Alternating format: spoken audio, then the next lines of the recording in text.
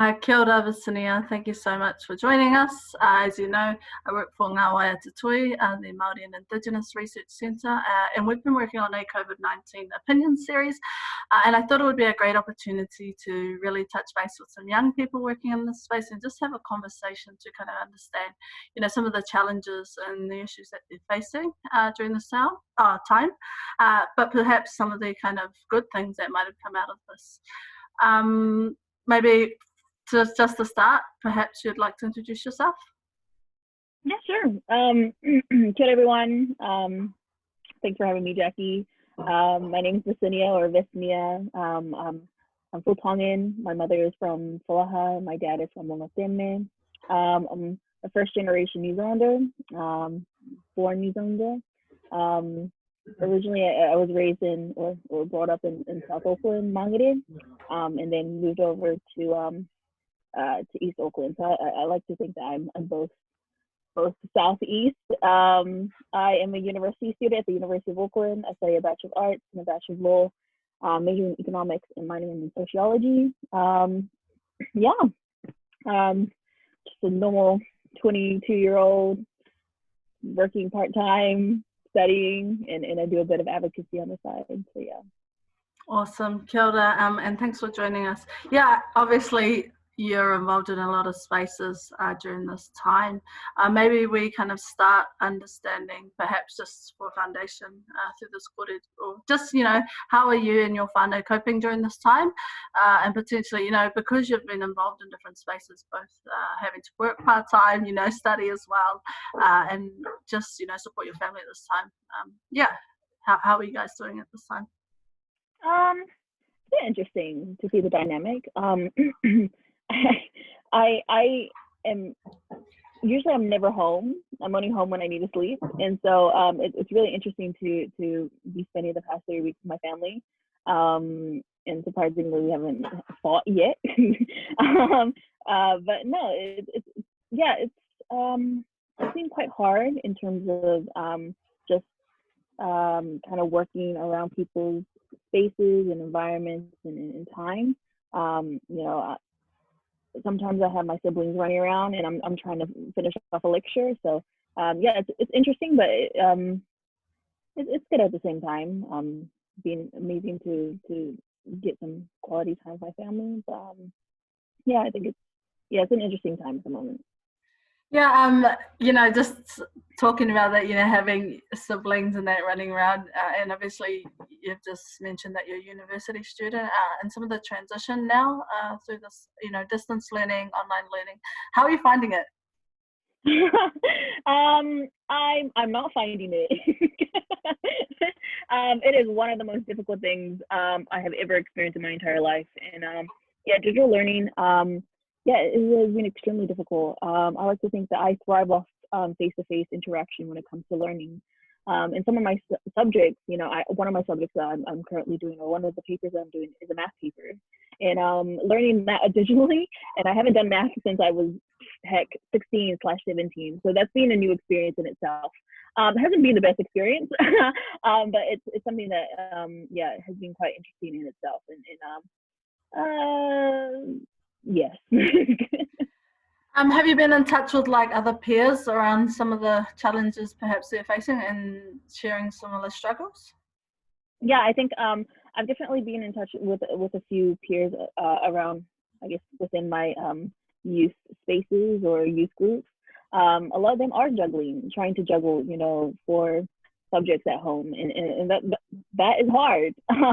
And the fact that a lot of these institutions are keeping the same deadline and saying, hey, this still needs to be done, is overwhelming. I'm having lecturers email me consistently about a paper that they just extended for 2 days from the original due date, and for me, I'm just like, hold on.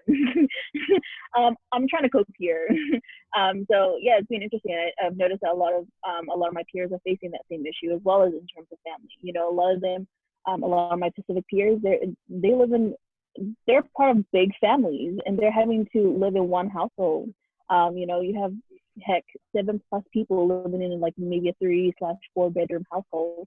And so when you have a lot of kids running around in the background and you still have a deadline to meet, it's difficult. It's really, really difficult. So yeah, I think everyone is trying to cope in this space. Yeah, I think, being able to see similar issues and struggles that you're facing with my own students, it's really difficult, because things happened really fast, and we weren't ready to kind of, for this transition and to really teach online. And just that kind of impact that you wouldn't get the whole experience in that kanohi ki te kanohi or face-to-face kind of experience with your lectures. It's, really difficult, and it's something we're having to adapt to really fast. Who knows how long this will last? Even just where I teach, we're planning on finishing the semester potentially online, which is really difficult. And how do we continue to support students, especially, some of the struggles that we're seeing right now. We already know cost of living. Obviously, you work part-time as well. Have your employers been really supportive in terms of the kind of support that is available across the country? Yeah, surprisingly they have. And I don't mean that in a bad way, but sometimes you can't really trust employers or employees, whatever you want to call it. And so I think for me it was quite interesting to see them reach out and get in touch with me and ask me if I'm doing all right, and kind of clarify, like, yes, we will still be paying you during this time. And I think that has been really appreciative. Them coming up to me or them getting in contact, has been really, really appreciative. Yeah, I think that's really great that there are some employers out there who are looking after their staff, and especially students, those who work part-time, have to study as well, and so much going on, and I really wanted to touch base around this whole kind of importance of mental health. How are you coping and kind of gelling? This is a whole new space in terms of the isolation and what that means, where you can go and what you can do. How are you managing in terms of this kind of time frame? You know what? I personally fluctuate. A couple of days ago, I had a test due, a mid-semester test. I had a few assignments due, and that was overwhelming, and I couldn't handle it. And so, for me, my mental health has been all over the place. But I'm pretty sure that has been the case for a lot of young people, facing depression, or one person had got in contact with me in regards to how do we address mental health when, your family doesn't believe it, or your household doesn't believe it. And so, that connection and that identity kind of crisis is kind of going on at the moment. And so, my mental health has been all over the place. And I think it's quite interesting. This pandemic has really identified the difference between different departments in university. Whether the arts faculty, they're very much holistic, very much about manakitanga, and then the business department has been quite different, which is another issue in itself. But it's been quite interesting watching the differences between different faculties and how they address mental health as well as support. Yeah, I think, I've seen a lot of conversations in the media around this, values and the way in which, how that frames your approach in practice.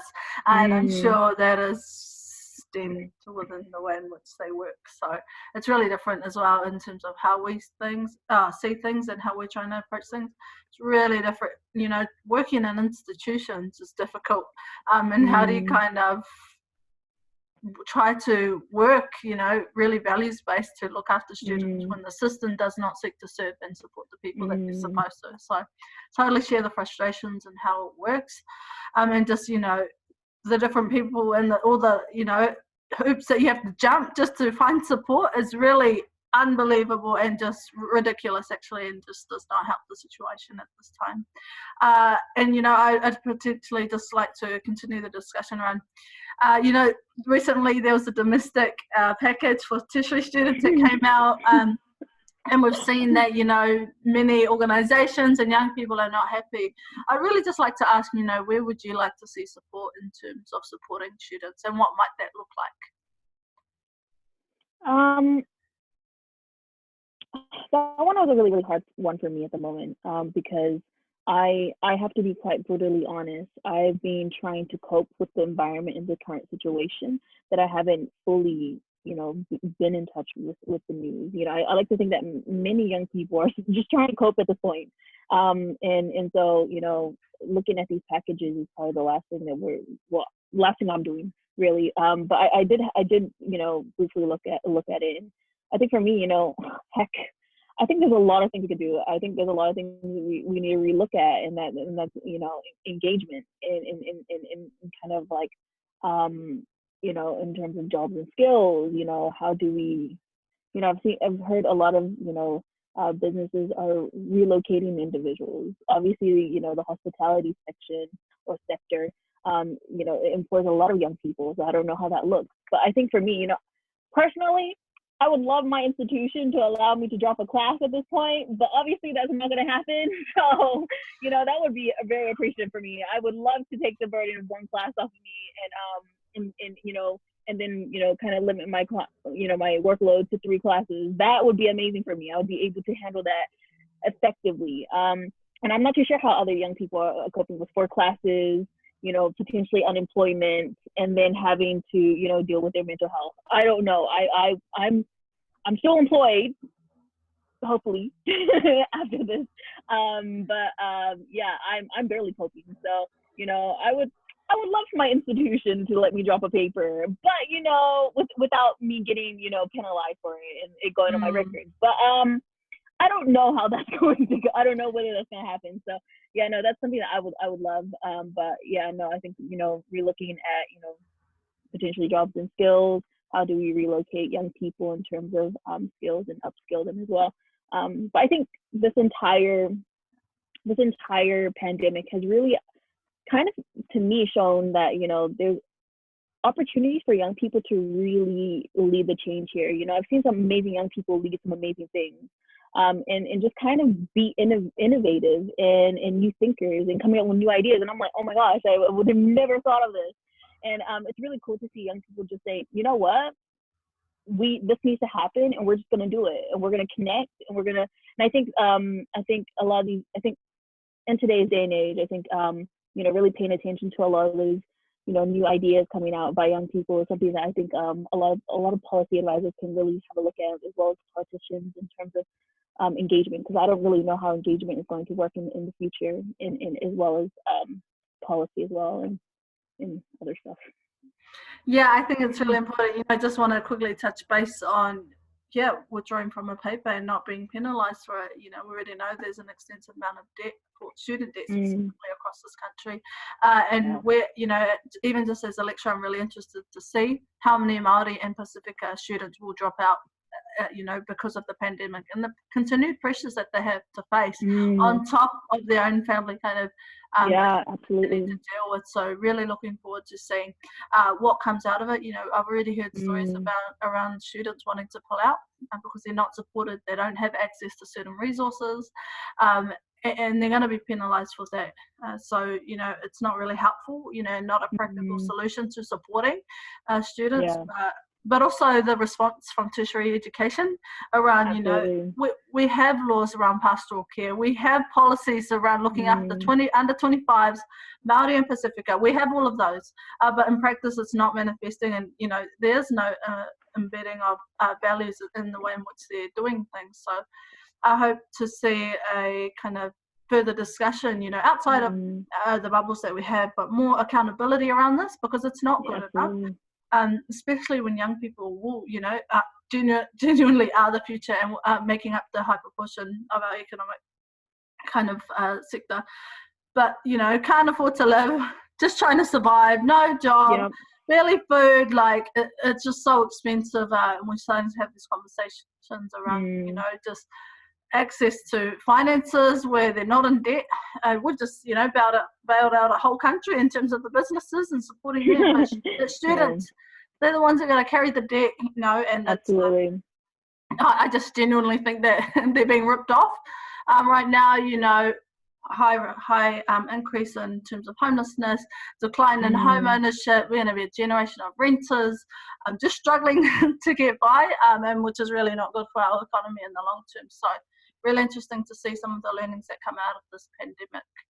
Yeah, and sorry to interrupt. I think institutions really need to rethink how in terms of processes, because again, this influences a young person's experience within the education system, and that leads to trauma. And like you said, I guarantee, a lot of young Pacific people are already thinking, okay, my mom has lost her job, I'm gonna have to drop out in order to help the family, because that's how we work. That's how Māori and Pacific people work. We work. Our lives revolve around our family, and so I wouldn't be surprised again, if a large proportion of young Māori and Pacific people end up, after this pandemic, or even heck, in the next few, after this lockdown is over, decide, actually, you know what, I can't do this because I'm far too behind, and my family needs food, my family needs support, and these institutions are not necessarily helping, or not necessarily changing their processes in order to help provide support that is needed there. Yeah, I totally agree. And just even, in some of the work that we do around advocating for young people, actually it's advocating for whānau, for family, because it's more than just a person. Yeah, you've got your siblings, your parents, your grandparents, and it is really intergenerational in terms of the ways in which we do things in our beings. So yeah, I totally agree. Another kind of topic just to build on top of that is around, this whole environmental issues. We've got family issues, we're like social issues, educational issues, all of the above. And on top, it was seen that one of the most important issues for young people right now was climate change and our environment. We've seen across the globe interesting kind of regeneration of our ecosystem, flora and fauna, kind of inhibiting the spaces which we usually occupy as humans, but because of the human activity has slowed down, they kind of got time to kind of rest and recover. What are some of your thoughts, or some of the young people that you're working with, what are they thinking around the environment now, potentially into the future? I think this entire pandemic is almost a lesson learned for a lot of policy advisors as well as politicians, to really look at how do we preserve and restore our environment, and really take note of that. And I think there's a large opportunity there to really actually, after this lockdown, sit back and look at whether it's data or whether it's just in general, just look at it in terms of both a holistical point of view and I guess environmental, economical, whatever you want to call it, type of view. And so, I think this I don't want to say that the pandemic was a great thing. No, you never want to say that, but it's an opportunity to really look at the environment in a different light, in a different lens, and really actually step back and say, okay, how do we preserve this and how do we restore the environment? And I think a lot of young people are probably looking at that in that particular way. Yeah, I really hope that it would be prioritized. Even more so in the near future, and I think it's a really important lesson learned in terms of, you can't go far. Yeah, you can't go in your car. You're gonna walk in, you are cycling, you are using the green spaces that you have access to, or you might not have access to, and it becomes even a spatial equity. And these types of equities that we've always known, if it's really different for different communities and where you live. So really helps us shape and think about the ways in which we design communities and neighborhoods. Now you have to learn how far a supermarket is, or your closest area, and all these things that you need to survive. Where do you get food? Where do you get food now? What are the systems that serve you food? Are they sustainable? And perhaps not in this kind of pandemic. So it's really interesting to see that kind of emerge in this process. Did you have any kind of, I really love having this conversation, and with young people, we want to keep it brief and we want to keep it quick. What are some of the key messages that you would like to see, after this lockdown? I think after this lockdown, I think there's going to be a lot of long-term issues occurring in terms of young people, whether it's engagement or whether it's participation. And I think we really need to look at innovative ways on how do we communicate and get in contact with young people. This self-isolation has made people, really self-distance themselves. And it's really important for us to really look at engagement in a different light, as well as just connecting with young people, as well as really honing in terms of processes from a holistical point of view. I think some people keep on forgetting that But I think, yeah, really just changing processes and really looking at it from a values point of view, especially when it comes to these institutions, and just ways of life, I guess, and whether it's in policy, whatever it may be. But really, really looking at it instead of just talking about it, really acting upon it. I've got two quick questions. Here we go. The first one is, as an economic student, how does this shape the way in which you see things now? Heck, it's quite interesting, because you don't learn about a pandemic, you don't learn about that in economics, because it hasn't happened in our lifetime, and so you're just like, heck. And it was quite funny. Someone had asked me, how would I solve this, and I'm like, hold on, I haven't got a degree yet. We don't necessarily learn about this.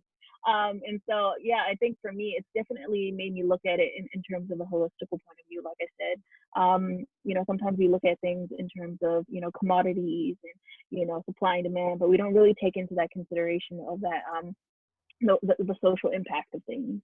And I think for me, it's definitely, sometimes we ignore that, because it's not necessarily something that's, that it's not like sociology. It's the core of that subject or that course. And so, yeah, no, it's definitely made me look at things from a different perspective, as well as contextualize a lot of the things I'm learning from a different point of view. Yeah. Yeah, it's really interesting. I watched Ganesh Nana's webinar or interview, kind of him presenting, and it's always refreshing.